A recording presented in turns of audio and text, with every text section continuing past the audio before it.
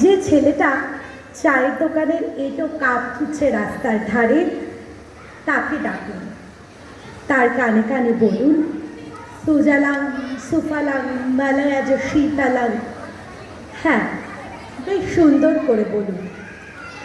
যে মেয়েটা চাকরির নাম করে বনগাঁ কিংবা চাকদা থেকে রোজ সকালে ট্রেনে সেজে গুজে শহরে আসছে শরীর বেচে চাল ডাল নুন কিনতে, তাকে ডাকুন।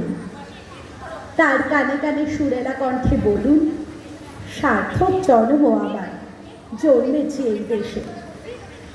যে ছেলেটি লটারির টিকিট নিয়ে দরজায় দরজায় ঘুরছে আর বলছে, বিশ্বাস করুন আমি ভদ্রলোক, আজ 10 বছর হলো আমার কারখানা বন্ধ, লক আউট, তাকে ডাকুন।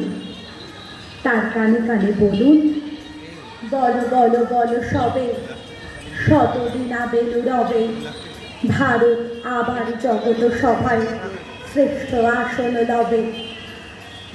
রাতের আকাশ কাঁপিয়ে অঝোর ধারায় বৃষ্টি নামলে যে মা আজও লণ্ঠন হাতে টালির ঘরের দরজায় ঠায় দাঁড়িয়ে থাকেন তার খোকন ফিরে আসবে বলে, যে খোকনকে এমনই এক বর্ষার উন্মত্ত রাতে কালো গাড়ির পুলিশ ডেকে নিয়ে গিয়েছিল, আর বরানগরের রাস্তায় ভোরে ঘুম ভাঙা কুকুর প্রথম দেখেছিল যার গুলিবিদ্ধ রক্তাক্ত লাশ, সেই তাকে ডাকুন।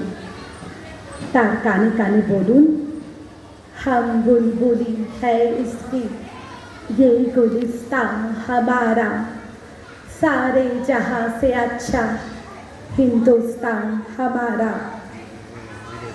সবাইকে সব কিছু বলা শেষ হলে শুনশান শীতের রাতে পাঁচ মাথার মোড়ে ঘোড়ায় চড়ে বসা সেই মহাবিপ্লবীর পায়ের সামনে ধীরে ধীরে এগিয়ে যান। ফাঁকা রাস্তায় রাতের বাতাসে কান পাতুন, শুনতে পাবেন সেই বিপ্লবী পুরুষের বজ্রকণ্ঠ, আমি তোমাদের কাছে রক্ত চেয়েছিলাম তোমাদের স্বাধীনতা এনে দেব বলে, আমি পারিনি, কিন্তু আমি আমার সমস্ত জীবন উৎসর্গ করেছি। আর তোমরা, নমস্কার।